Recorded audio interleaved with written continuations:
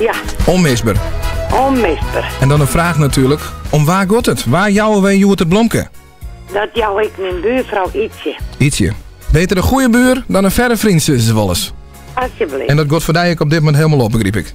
Helemaal. Nou, wij gaan dit regelen. Blauw lekker hing je nog even. Want nou komt altijd het spannendste moment. Is het dus ja of nee? Dus we rennen nou naar de buurvrouw daar. Daar hebben we onze speciale reporter voor, Sibrechta. Sibrechta, goedemiddag.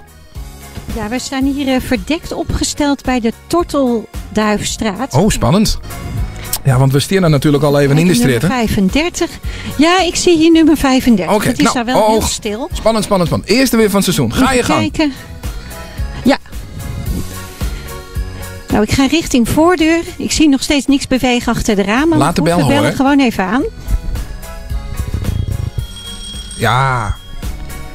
Ja, dat was duidelijk hoorbaar. hè? Ja, ik hoorde. Hele mooie bel. Mooie klassieke. En dan wachten we op Ietsje Dijk. Ja. Dus even stiekem... Oh, kijk, daar gaat de deur al Oh. open. Goedemiddag, wij zijn van RTV Noordoost-Friesland van de Zomerradio. En ik heb de grote eer het boeket aan te bieden aan u. Van iemand die heel veel van u houdt. En waar u heel veel voor doet. Wilt u een stap naar voren doen? Zeker. Want heeft u enig idee van wie deze bloemen komen? Nou, ik denk van mijn buurvrouw. En waarom denkt u dat? Nou, we kunnen heel goed met elkaar. We huilen en we lachen. Dus. En volgens uw buurvrouw bent u de steun en toeverlaten. En dat altijd voor haar klaarstaat en voor de gezin.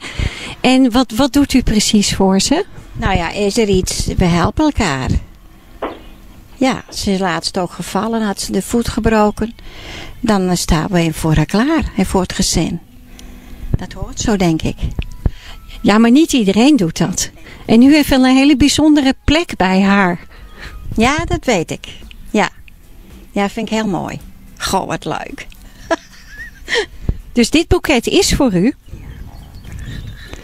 Dan zal ik die even aan u overhandigen. Wat mooi. 3 keer in de gauw heen. Ja.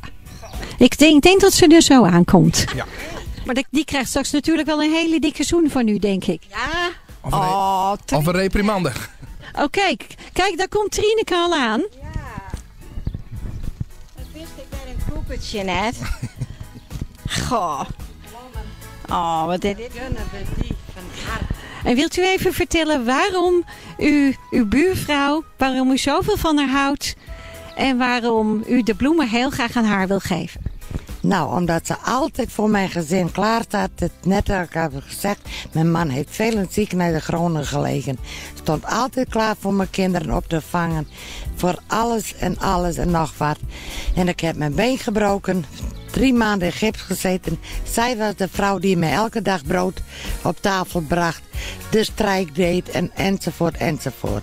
Daarom gun ik haar van harte deze mooie bos bloemen. RTV NOF. Zomerradio.